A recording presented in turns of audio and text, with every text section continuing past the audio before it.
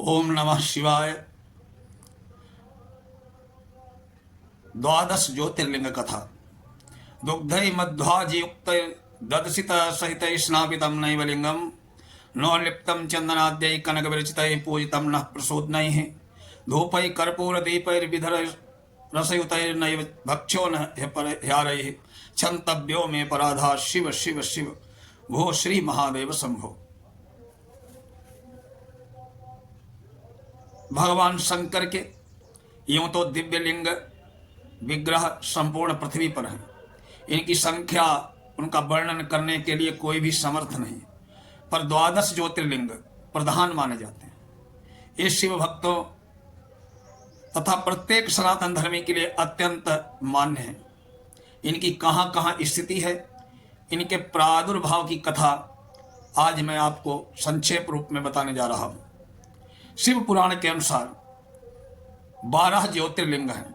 सौराष्ट्र में सोमनाथ, श्रीशैल पर्वत पर मल्लिकार्जुन, उज्जैन में महाकाल, ओंकार या अमलेश्वर नर्मदा नदी के किनारे, हिमालय प्रदेश में केदारनाथ, डाकिनी में भीमाशंकर, काशी में विश्वेश्वर, गौतमी तट पर त्र्यंबक, चिताभूमि में वैद्यनाथ, दारुकावन में नागेश, सेतुबंध में रामेश्वर और कैलाश पर घुसमेश। सोमनाथ प्रथम ज्योतिर्लिंग, ये वही काठियावाड़ का प्रसिद्ध मंदिर है जिसे महमूद गजनवी ने लूटा था। फिर इसकी भीमसेन ने पुनः प्राण प्रतिष्ठा कराई। काठियावाड़ के प्रभास क्षेत्र में लिंग है। दक्ष प्रजापति ने अपनी 27 कन्याओं का विवाह चंद्रमा के साथ किया था। चंद्रमा केवल रोहिणी को चाहते थे, दूसरों की उपेक्षा करते थे। शेष कन्याओं ने पिता से शिकायत की। दक्ष ने चंद्रमा को क्षय होने का श्राप दे दिया। देवताओं को इससे बड़ा दुख हुआ। अंत में ब्रह्मा जी के आदेश से शशि प्रभास में 6 महीने तक महामृत्युंजय का जप करते रहे। 10 करोड़ मंत्र जप हो जाने पर भगवान शिव प्रकट हुए। प्रभु ने चंद्रमा को वरदान दिया कि वो कृष्ण पक्ष में शाप के अनुसार एक एक कला क्षीण होने पर अमावस्या को क्षय हो जाएगा। शुक्ल पक्ष में एक एक कला बढ़कर पूर्णिमा को पूर्ण हो जाया करेंगे। चंद्रमा के प्रार्थना करने पर वही ज्योतिर्लिंग के रूप में वास किया। दूसरा ज्योतिर्लिंग है मल्लिकार्जुन। मद्रास प्रांत के कृष्णा नदी के तट पर श्रीशैल पर्वत पर यह लिंग है। एक बार कुमार कार्तिक और गणेश में प्रथम विवाह करने के लिए झगड़ा होने लगा। माता पिता ने निर्णय किया कि पृथ्वी की प्रदक्षिणा करके आए और जो पहले आएगा उसका पहले विवाह होगा। कुमार कार्तिक तो प्रदक्षिणा करने चले। गणेश जी ने माता पिता को ही पृथ्वी और परमेश्वर का रूप मानकर उनकी एक के बदले 7 प्रदक्षिणा कर डाली। पूजन किया वो अलग। पित्रोश पूजनम कृत्वा प्रक्रांति च करोति यः तस्य वै पृथ्वी जन्यम फलम भवति निश्चितम। पृथ्वी की दक्षिणा के फल को पाने के अधिकारी बन गए। फलतः गणेश जी का विवाह हो गया। कार्तिक के लौटने पर देखा कि उनके लौटने से पूर्व ही गणेश जी का रिद्धि सिद्धि से 2 पत्नियों से विवाह हो गया और उनके क्रमशः लाभ और क्षेम 2 पुत्र भी हो चुके हैं। कुमार रूठकर कौंच पर्वत पर चले गए। शंकर जी ने नारद जी को मनाने भेजा पर वे नहीं आए। पुत्र वियोग में दुखी उमा महेश्वर उनको मनाने स्वयं गए, पर इन लोगों के आने का समाचार पाकर कुमार 3 योजन दूर जाकर डेरा डाल दिया। तभी से कौंच पर्वत पर पहुंचकर श्री शंकर जी ज्योतिर्लिंग के रूप में प्रकट हुए। तब से श्री मल्लिकार्जुन ज्योतिर्लिंग के नाम से विख्यात है। श्री महाकालेश्वर मालवा में शिप्रा नदी के तट पर उज्जैनी, आज के उज्जैन में यह लिंग है। इसके संबंध में 2 कथाएं हैं। उज्जैनी का राजा चंद्रसेन शंकर जी का बड़ा भक्त था। वो एक दिन शंकर जी की विधिवत पूजा कर रहा था। एक गोपी स्त्री अपने 5 वर्ष के बच्चे श्रीकर के साथ उधर से निकली। बच्चे को पूर्व संस्कार से राजा की पूजा देखकर स्वयं भी शंकर जी की पूजा करने की इच्छा हुई। मार्ग में एक पत्थर लाकर घर में वो पुष्पादि से उसकी पूजा करने लगा। लड़का पूजा करने में तन्मय था। माता भोजन को बुलाने लगी तो गया नहीं। बच्चे को इतना दुख हुआ कि वो शंकर जी को पुकारते हुए शोक से मूर्छित हो गया। आशुतोष प्रसन्न होकर वहीं पर ज्योतिर्लिंग के रूप में प्रकट हो गए। मूर्छा टूटने पर लड़के ने अपने सामने दिव्य मूर्ति और विशाल मणिमय मंदिर पाया। बाबा नंद जी इसी बालक को श्रीकर की 8वीं पीढ़ी में हुए हैं। दूसरी कथा में इसी उज्जैनी में एक परम शिव भक्त ब्राह्मण रहता था। एक दूषण नाम का दैत्य जो ब्रह्मा जी के वरदान से शक्तिशाली हो गया, उस ब्राह्मण के वध करने के लिए आया। उसे दैत्य के आते ही भक्त वत्सल घोर हुंकार करते हुए प्रकट हुए।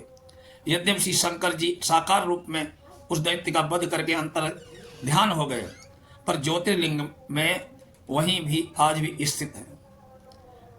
ओंकारेश्वर या अमलेश्वर चौथा ज्योतिर्लिंग मालवा प्रांत में नर्मदा नदी के तट पर उज्जैन से 28 मील और खंडवा से 37 मील नर्मदा नदी के किनारे ओंकार और दूसरे किनारे पर परमेश्वर, जिसे अमलेश्वर भी कहते हैं, स्थित है। दोनों की गणना एक ही में ही होती है। एक बार विंध्याचल ने पार्थिव पूजा द्वारा शंकर जी की 6 महीने तक बड़े प्रेम से पूजा की। उस पर प्रसन्न होकर शिव जी प्रकट हुए। गिरिवर को उनका अभीष्ट वरदान मिला। उसी समय वहां देवता और ऋषिगण भी आ गए। उनकी प्रार्थना पर प्रभु ने अपने विग्रह को 2 भाग किए, एक में प्रणव के रूप में विराजे और दूसरे में पार्थिव के रूप में। इसी से इनका नाम ओंकार और अमलेश्वर या परमेश्वर हो गया। यहाँ नर्मदा नदी की 2 धाराएं होकर बीच में एक टापू सा बन गया है, जिसे मानधाता पर्वत या शिवपुरी कहते हैं। शिवपुरी कहते हैं। एक धारा पर्वत के उत्तर की ओर बहती है, दूसरी दक्षिण की ओर बहने वाली प्रमुख धारा समझी जाती है। इसी मानधाता पर्वत पर ओंकारेश्वर अवस्थित हैं। प्रसिद्ध सूर्यवंशी राजा मानधाता ने, जिनके पुत्र अम्बरीश और मुचकुंद दोनों प्रसिद्ध भागवत भक्त हो गए तथा स्वयं बड़े तपस्वी और यज्ञों के कर्ता थे, इस स्थान पर घोर तपस्या करके शंकर जी को प्रसन्न किया। इसी से इसका नाम मानधाता पर्वत पर पड़ गया। अमलेश्वर का प्रसिद्ध मंदिर नर्मदा के दक्षिण किनारे की बस्ती में है। ओंकारेश्वर लिंग गड़ा हुआ नहीं है, प्राकृतिक रूप से है। इसके चारों ओर हमेशा जल भरा रहता है। इस लिंग की विशालता यह भी है कि मंदिर के गुम्बज के नीचे नहीं है। शिखर का पर महाकालेश्वर की मूर्ति है। मालूम होता है ओंकार जी की जलहरी का संबंध सीधे नर्मदा जी से किसी छिद्र के द्वारा है, क्योंकि पुजारी अपना हाथ जलहरी के ऊपर लगाए रहते हैं। जो लोग कुछ चढ़ाते हैं उसे तुरंत ले लेते हैं, अन्यथा कदाचित सीधा नर्मदा में जा पहुंचे। श्री केदारनाथ उत्तराखंड के प्रसिद्ध धाम केदारनाथ का यह लिंग ऋणी के रूप में अवतरित भगवान नर नारायण की तपस्या से प्रसन्न होकर शंकर जी इस केदार शिखर पर प्रकट हुए। उनकी प्रार्थना पर ज्योतिर्लिंग के रूप में सदा स्थित हो गए। केदारेश्वर महादेव की बड़ी महिमा है। उत्तराखंड में बद्रीनाथ केदारनाथ ये 2 प्रधान तीर्थ हैं। दोनों के दर्शनों का बड़ा महात्म्य है। केदारनाथ के संबंध में लिखा है कि जो व्यक्ति केदारेश्वर महादेव के दर्शन किए बिना बद्रीनाथ की यात्रा करता है, उसको यात्रा निष्फल मानी जाती है। अकृत्वा दर्शनम केदारस्या धनासिना यो गच्छेद बद्रीस्तस्य यात्रा निष्फलताम व्रजेत। केदारखंड केदारेश्वर सहित नर नारायण मूर्ति के दर्शन का फल समान पापों के नाश पूर्वक जीवन मुक्ति की प्राप्ति बतलाया गया है। श्री भीमा शंकर महादेव संभवतः यहाँ कोई डाकिनी ग्राम होता था। पूना के उत्तर 43 किलोमीटर दूर भीमा नदी पर उद्गम स्थान सह्याद्री पर्वत पर यह लिंग है।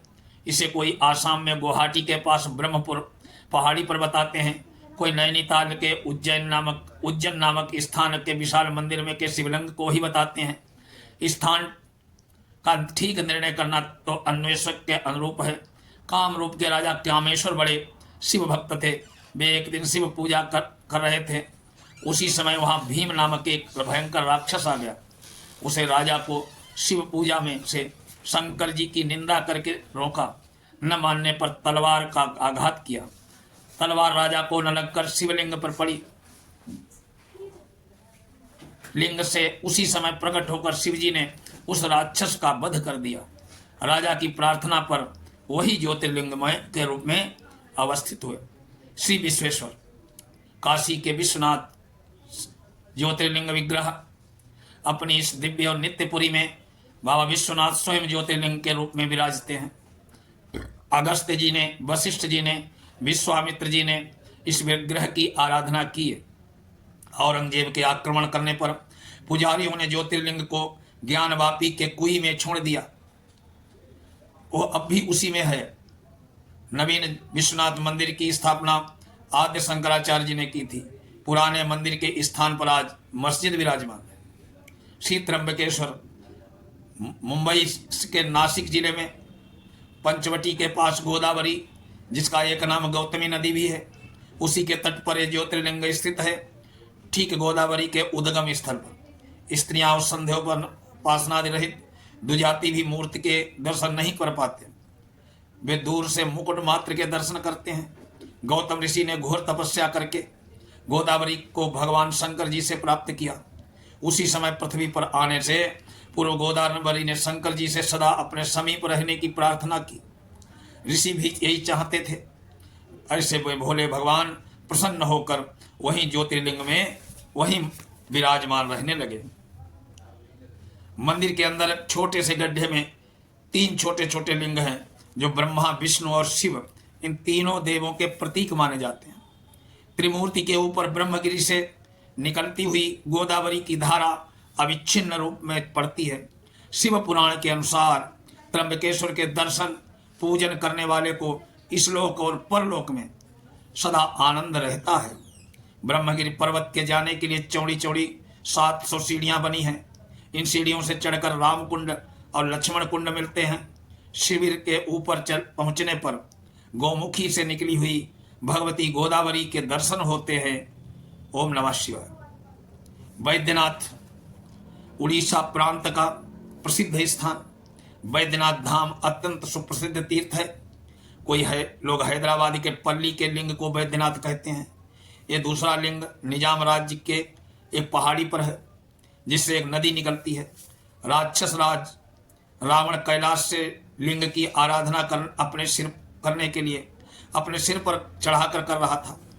अपने 9 सिर चढ़ा चुकने के पश्चात जब 10वां सिर काटने को उद्यत हुआ तो भगवान शंकर ने प्रकट होकर रोक दिया। रावण के सिर को ज्यों के त्यों हो गए। उसे अभीष्ट वरदान मिला। उसने कैलाश से उस लिंग को लंका में ले जाकर स्थापित करने की अभिलाषा प्रकट की। शंकर जी ने कहा, इसे तुम ले तो जाओ, पर ध्यान रखना, मार्ग में कहीं भूमि पर मत रख देना। भूमि पर रखने के बाद ये पुनः तुमसे नहीं उठेगा। रावण लिंग को लेकर चला। ये दिव्य लिंग आर्यावर्त से बाहर जावे, ऐसा प्रभु चाहते नहीं थे। अपनी परम प्रिय चिता भूमि में पहुंचने पर तो वहां रहने को उन्होंने निश्चय कर लिया। भगवान की लीला से रावण को वेग लघु शंका लगी। एक अहीर भी समीप ही देख पड़ा। रावण ने लिंग मूर्ति उसे दे दी और भूमि पर रखने से मना कर दिया। उसने स्वयं लघु शंका को बैठ गया। अहीर के हाथ में मूर्ति भारी होने लगी। उधर रावण का मूत्र वेग समाप्त ही नहीं हो रहा था। बड़ी देर हो गई। बहुत पुकारने पर भी रावण न उठा। भार से पीड़ित होकर अहीर मूर्ति को पृथ्वी पर रखकर चला गया। थोड़ी देर में रावण आया। उसने संपूर्ण बल लगाया पर मूर्ति को उठा न सका। हताश और झुंझलाकर मूर्ति में अपना अंगूठा गड़ाकर लंका चला गया। वो अंगूठे का गड्ढा आज भी स्पष्ट है। रावण के जाने पर देवता और ऋषि वहां आए। उन्होंने विधि पूर्वक उस पवित्र ज्योतिर्लिंग की स्थापना करके उसका नाम दिया वैद्यनाथ धाम। पुराणों की एक कथा के अनुसार दक्ष प्रजापति के यज्ञ में सती ने अपना शरीर भस्म नहीं किया था। योगी के द्वारा प्राणों का उत्सर्ग किया था। छिप्रिया के वियोग में प्रेमोन्मत्त भगवान शंकर सती का शिव गोद में लिए पृथ्वी पर इतस्ततः घूमने लगे। जब शिव जी उस सब को लेकर बेसुध हो रहे थे, उसे छोड़ते ही न थे, तब उन्हें प्रतिष्ठित करने के विचार से भगवान विष्णु ने चक्र से सती के शव को काटकर अलग अलग करने की आज्ञा दी। चक्र ने शव के टुकड़े कर दिए। वे टुकड़े जहां जहां गिरे वहीं आज शक्तिपीठ है। शंकर जी को प्रेमोन्माद में शव के टुकड़े का होने का भी पता न था। अंत में जब हृदय काट कर गिरा तो उन्हें ज्ञान हुआ। वहीं उन्होंने सती का संस्कार किया। उस हृदय के गिरने के स्थान को ही चिता भूमि कहा जाता है। ये भूमि भगवान शंकर को अत्यंत प्रिय है। श्री नागेश, ये ज्योतिर्लिंग 3 स्थानों पर माना जाता है। गौतमी द्वारिका के बेट द्वारिका जाते समय एक मार्ग मिलता है। दूसरा हैदराबाद के राज्य के में औढ़ा ग्राम में, कुछ लोग अल्मोड़ा के जागेश्वर में शिवलिंग को ही नागेश्वर कहते हैं। शिव पुराण के अनुसार औढ़ा ग्राम वाला ही ज्योतिर्लिंग होना चाहिए। इसकी कथा कुछ इस प्रकार है। सुप्रिया नामी कोई एक वैश्य अपने साथियों के साथ समुद्र मार्ग से व्यापार करने के लिए जा रहा था। जब दारुक वन के समीप पहुंचता है तो राक्षस राजा दारुक ने लूट लिया। साथियों के साथ कारागार में बंद कर दिया। सुप्रिय भगवान शिव का अनन्य भक्त था। बंदी गृह में भी वो शिव की आराधना करने लगा। दारुक को पता लगा तो सुनते ही आ गया। दारुक ने सुप्रिया को बहुत डांटा, धमकाया, पर वो शिव पूजा से विरत नहीं हुआ। अपने अनुचरों से को उनका वध करने की आज्ञा दे दी। दुखी होकर सुप्रिया भगवान शंकर को पुकारने लगा। भक्त वत्सल प्रभु उस बंदी गृह में ज्योतिर्लिंग के रूप में प्रकट हो गए। इस ज्योतिर्लिंग में पाशुपतास्त्र निकला। सुप्रिय ने पाशुपतास्त्र से दारुक को उसके अनुचरों सहित मार डाला। स्वयं बंधन से मुक्त हो गया। साथ ही भवबंधन से भी ज्योतिर्लिंग का नाम शंकर जी के आदेश के अनुसार नागेश पड़ा। इसके दर्शन का बड़ा महत्व है।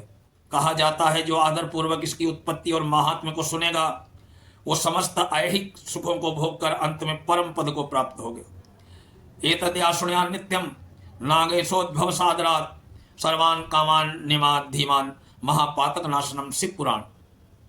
इस समय 2 द्वारिकाएं हैं।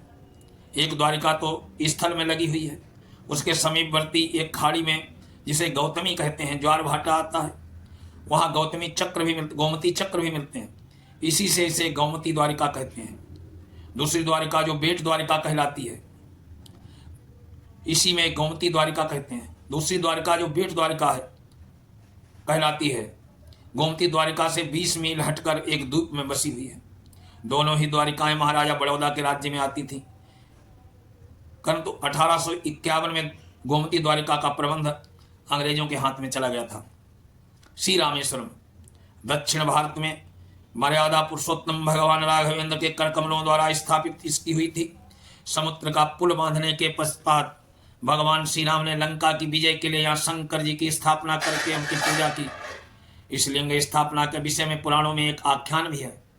लंका विजय करके लौटते समय प्रभु ने मन में भाव उठा कि रावण प्रभृति जन्मना ब्राह्मण थे, अतः उनके वध से मुझे ब्रह्म हत्या का पातक लगा। मर्यादा पुरुषोत्तम ने पुष्पक को समुद्र पार करने अपने सेतु के समीप ही उतारा। वहाँ के समस्त समीप के ऋषि मुनि बुलाए। रघुनाथ जी ने उन्हें प्रायश्चित पूछा। ऋषियों ने निर्णय किया कि आपको शुभ मुहूर्त में शिवलिंग की स्थापना करके उनकी पूजा करनी चाहिए। तुरंत ही हनुमान जी को कैलाश से शिवलिंग लाने को आज्ञा हुई। हनुमान जी कैलाश पर शिवलिंग लेने गए। वे शंकर जी से शिवलिंग विग्रह लेना चाहते थे, पर वहां शंकर जी के दर्शन नहीं हुए। शिव विवश होकर शंकर जी के दर्शन के लिए तपस्या करने लगे। तपस्या से संतुष्ट होकर प्रभु शंकर ने दर्शन देकर उन्हें लिंग विग्रह प्रदान किया। उधर हनुमान जी के लौटने में देर हुई। ज्येष्ठ शुक्ला 10वीं बुधवार को अत्यंत शुभ मुहूर्त में माता जानकी के कर कमलों द्वारा बालू का शिवलिंग बनवाकर स्थापना कर दी गई। क्योंकि निश्चित शुभ मुहूर्त बोलने को था, निश्चित से मुहूर्त बीतने को था। हनुमान जी को लौटने पर यह देखकर दुख हुआ। रघुनाथ जी ने उनसे कारण बताकर सांत्वना दी, पर इसका प्रभाव न पड़ा। उनके विग्रह को दूर करने के, उनके आग्रह को दूर करने के लिए कारण राघवेंद्र ने कहा, अच्छा तुम इस स्थापित शिवलिंग को उखाड़ दो, उसके स्थान पर तुम्हारा लाया लिंग स्थापित हो जाएगा। हनुमान जी प्रसन्नता से खिल उठे, स्थापित लिंग उखाड़ने लगे, पर हाथ लगने से मालूम हुआ कि यह काम आसान नहीं है। बालू का लिंग वज्र का लिंग बन गया। अपना समूचा बल लगाया, काम आसान नहीं है, सब व्यर्थ। आखिर उसे अपनी लंबी पूंछ में लपेटा, फिर किलकारी मारकर जोर से खींचा। पृथ्वी डोल गई, पर लिंग टस से मस न हुआ। उल्टे हनुमान जी धक्का खाकर 1 कोस दूर मूर्छित होकर जा गिरे। उनके मुख आदि अनेक छिद्रों से रुधिर बहने लगा। राम जी आदि सभी व्याकुल हो गए।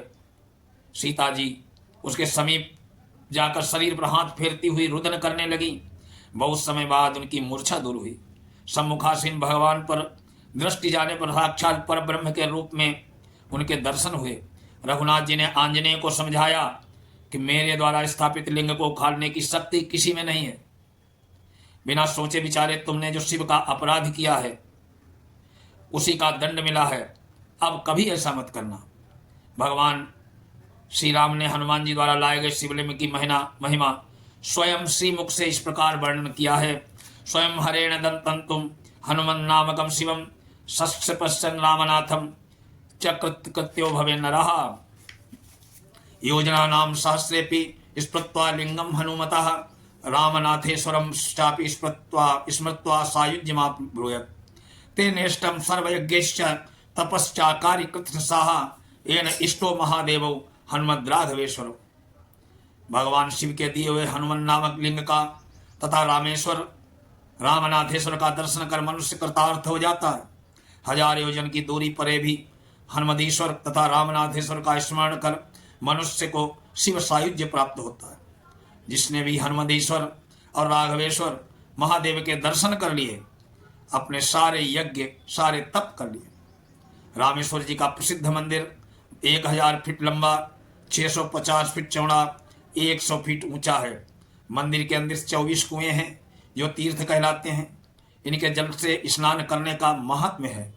भगवान ने अपने अमोघ बाणों द्वारा इन कूपों का निर्माण किया था। इन सब कुओं का जल मीठा है, किंतु मंदिर के बाहर से कुओं का जल खारा है। भगवान ने इन कूपों में भिन्न भिन्न तीर्थों का जल मंगा कर डाला था। इनमें से कुछ के नाम हैं गंगा, यमुना, गया, कृष्णा, शंख, चक्र, कुमुद, ग्रामेश्वर। पर गंगोत्री से लेकर जल चढ़ाने पर शास्त्रों का अत्यंत महत्व है। भावुक भक्त वहाँ गंगोत्री से जल ले जाकर अवश्य चढ़ाते हैं। घुष्मेश्वर ज्योतिर्लिंग पुराणों के अनुसार कैलाश पर स्थित दैत्यों के पुर में होना चाहिए। पृथ्वी पर इसका वर्णन नहीं मिलता है, पर निज रूप हैदराबाद के राज्य में बेलूर गांव में जो कैलाश दौताबाद स्टेशन से 12 मील है, वहाँ पर गणेश्वर घुष्णेश्वर नाम का शिवलिंग है। उसे ही घुष्मेश ज्योतिर्लिंग मानते हैं। यदि इसे ज्योतिर्लिंग मान लें तो उसके प्रादुर्भाव की कथा के अनुसार कुछ भाग की पूजा को कैलाश मंदिर के घुष्मेश का वास्तविक स्वरूप मानते हैं। दक्षिण में देवगिरी नामक स्थान पर एक सुधर्मा नाम का ब्राह्मण रहता था। उसकी पत्नी का नाम सुदेहा था। उसके कोई संतान न थी। ज्योतिषियों के बताए अनुसार सुदेहा ने संतान की आशा भी न थी। अतः सुदेहा ने अपने पति से अपनी बहन घुष्मा से विवाह करने का आग्रह किया। अधिक आग्रह करने पर सुधर्मा ने दूसरा विवाह कर लिया। घुष्मा भी शिव भक्त थी। उसके पुत्र उत्पन्न हुआ। कालयोग से सुदेहा अपनी बहन घुष्मा से सौतिया डाह करने लगी। पुत्र जब बड़ा हुआ, पुत्र वधू घर में आई तो सुदेहा द्वारा द्वेष चरम पर पहुंच गया। अतः सोते हुए सुदेहा ने उस लड़के का वध कर दिया। उसके शव को लेकर जाकर उसी सरोवर में छोड़ दिया जिसे में घुष्मा पार्थिव ज्योतिर्लिंगों का विसर्जन करती थी। प्रातःकाल सारे घर में पुत्र के न मिलने और रक्त के कारण वध का संदेह हुआ। हाहाकार मच गया, पर घुष्मा अपनी शिवार्चा में तल्लीन थी। उसे कुछ पता न था। नित्य की भांति पूजा करके शिवलिंग का विसर्जन करके वो तालाब पर गई। प्रभु की कृपा से उसका पुत्र जीवित होकर तालाब से निकलकर माता के चरणों को छूने लगा। उसी समय शंकर जी ने प्रत्यक्ष दर्शन दिया। घुष्मा को सुदेहा का पाप ज्ञात हो गया, फिर भी उसने उसे क्षमा कर दिया। सुदेहा के वध को उद्देश्य शंकर जी को शांत किया। फिर भी वरदान मांगने पर आग्रह करने पर घुष्मा ने शंकर जी से वहीं विराजने का वरदान मांगा। शिव जी आज वहीं ज्योतिर्लिंग के रूप में विराजने लगे। घुष्मेश्वर के नाम से प्रसिद्ध हुए उस तालाब का नाम भी शिवालय हो गया। शिवेति दक्षिणम नाम व्यावहरन्ति ये जनाः तेषां स्वर्गश्च मोक्षश्च मस्तिष्यति न जाता। जो लोग शिव के 2 अक्षर के नाम का उच्चारण करेंगे उन्हें स्वर्ग और मोक्ष को प्राप्त होगा। 12 ज्योतिर्लिंगों की ये पावन कथा जो सुनता है या सुनाता है उसका सर्वदा कल्याण होता है। भगवान भोलेनाथ की कृपा उस पर अनंत काल तक रहती है। ओम नमः शिवाय।